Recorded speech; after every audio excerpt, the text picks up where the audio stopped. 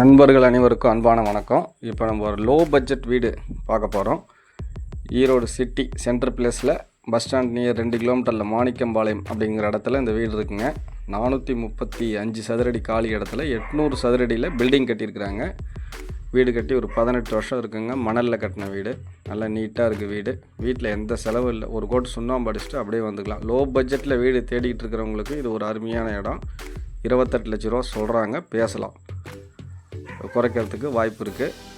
கீழே ஒரு ஹால், ஒரு பெட்ரூம், ஒரு கிச்சன், அவுட்ரு பாத்ரூம், மேலே ஒரு ஹால், ஒரு கிச்சன், அட்டாச் பாத்ரூம், 2 பேர் குடியிருந்துக்கலாம். அந்த அளவுக்கு வீடு நல்லா நீட்டாக இருக்குது.